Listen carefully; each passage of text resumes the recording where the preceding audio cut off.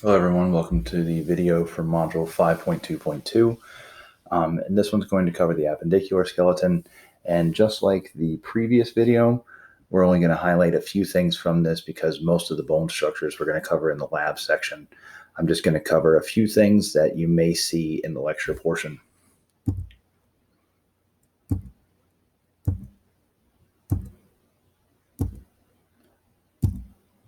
Remember to pause this as needed. Carpal tunnel is the passageway by which 9 muscle tendons and other major nerves enter the hand from the anterior forearm. And the walls of the floor of the carpal tunnel are formed by the U-shaped groupings of the carpal bones, and thus the roof is formed by the flexor retinaculum, which is a strong ligament that anteriorly unites the bones.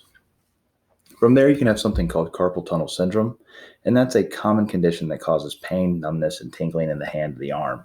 The condition occurs when one of the major nerves to the hand, the median nerve, is squeezed or compressed as it travels through the wrist.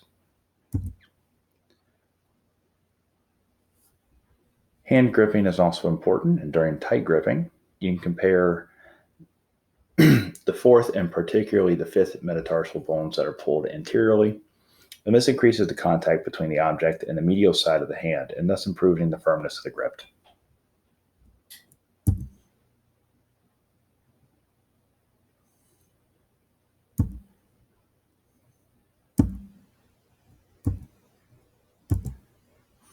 We also want to talk about some of the differences between the male and the female pelvis. The female pelvis is adapted for childbirth and is broader, with a larger subpubic angle, a rounder pubic brim, and a wider and more shallow, lesser pelvic cavity than the male pelvis. Highlight this chart. You will be responsible for the information that's found inside of it.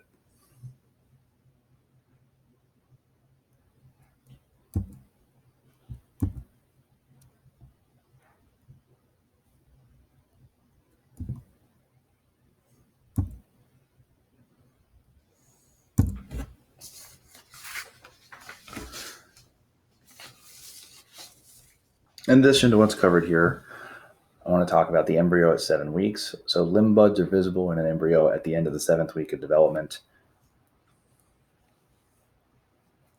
And this is an embryo that's derived from an ectopic pregnancy. Ectopic meaning that the pregnancy just occurred somewhere that it wasn't supposed to. But we also need to talk about the development of the appendicular skeleton, similar to what we talked about in the axial skeleton. So each upper and lower limb initially develops a small bulge called a limb bud, which appears on the lateral side of the early embryo. The upper limb bud appears near the end of the 4th week of development, and with the lower limb bud appearing shortly after. During the 6th week of development, the distal ends of the upper and lower limb buds expand and flatten into a paddle shape, and this region will become the hand of the foot. All of the girdle and limb bones, except for the clavicle, develop by the process of endochondral ossification. And lastly, we'll talk about the condition called clubfoot. And clubfoot is a common deformity of the ankle and the foot that is present at birth. In most cases are corrected without surgery, and affected individuals will grow to lead normal active lives.